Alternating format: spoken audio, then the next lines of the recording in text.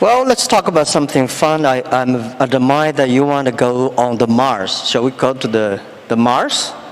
Yeah. Yeah, so what will the life look like on Mars? Are you both moving? What do you think about that? Actually, I'm not interested in Mars. I just came back from there, so I'm more interested on the Earth, the things, what's going on happening here. So why are you so curious about the Mars? Well, I think the thing about Mars is that I think it's important for us to take the set of actions that are most likely to continue consciousness into the future.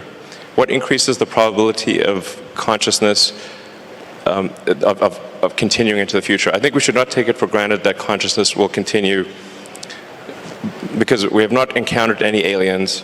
Where are the aliens? This is the Fermi paradox. This is one of the most important questions. How come we've not found any aliens? There's people out there who think we've found aliens. Trust me, I would know. We have not. Okay. People ask me, you've been to Area 51? Okay, please. SpaceX actually has Area 59. It's even better, 8 better than 51. So, among the set of actions we can take that are likely to increase the scope and scale of consciousness such that we are better able to understand the nature of the universe. One of those actions is to become a multi-planet species or ensure that life is multi-planetary. Not because I think something that, it's not from the standpoint of it just being an escape hatch or because I think that Earth is doomed, but there's a certain probability that is irreducible that something may happen to Earth. Despite our best intentions, despite everything we try to do, there's a probability at a certain point that some either external force or some internal unforced error causes civilization to be destroyed, or sufficiently impaired such that it can no longer extend to another planet. It's hard to say. Like, let me put it another way. This is the first time in the 4.5 billion year history of Earth that it's been possible to extend life beyond Earth. Before this, it was not possible. How long will this window be open? It may be open for a long time, or it may be open for a short time. I think it would be wise to assume that it is open for a short time. And then let us secure the future of consciousness, such that the light of consciousness is not extinguished. And we should try to do this as quickly as possible. That's my view. Good. It's so difficult to secure the future of the Earth, but we can secure the future of next 100 years. I'm not the person that I admire your courage for explore the Mars, but I admire a lot of people spend efforts on improving the Earth.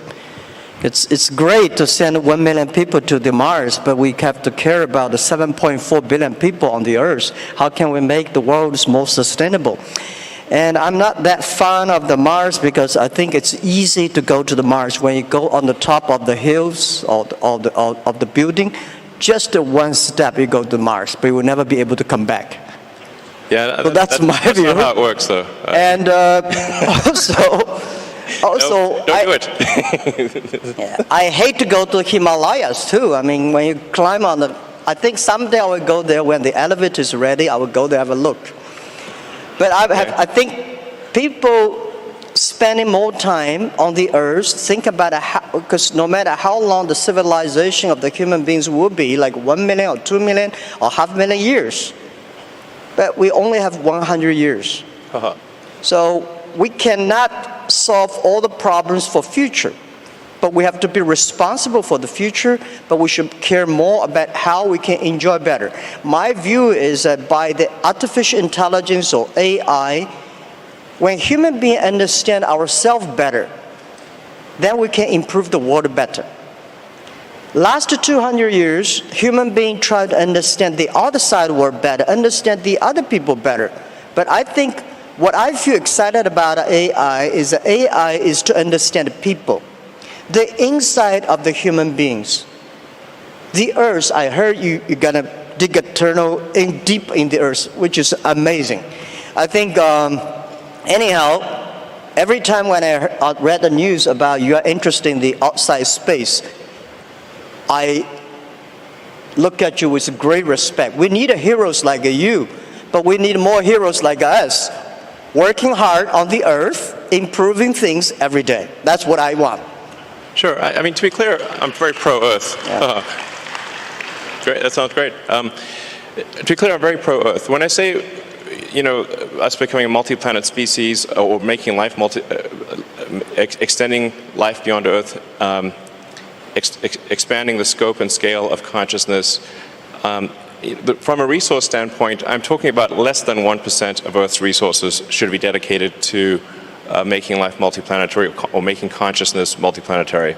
So, I think it should be like somewhere in between how much we spend on lipstick and how much we spend on healthcare. Like, things like for the preservation of consciousness, we should spend maybe slightly more than we spend on cosmetics. That's my, and I'm pro-cosmetics. I like it. They're great. But there's probably worth spending, I don't know, somewhere like at least 0.5% of Earth's GDP on extending life to be multiplanetary. Maybe 1%, I'd say, seems like a good use of resources. But then we have like 2 orders of magnitude more resources spent on Earth. So it's not like it's, somehow going to fundamentally impair Earth. If like I said, just 1% of Earth resources on that order should be enough to make life multiplanetary. It seems like a wise investment for the future. And obviously I spend a lot of my time on sustainable energy with Tesla, with electric cars and solar and batteries and that kind of thing.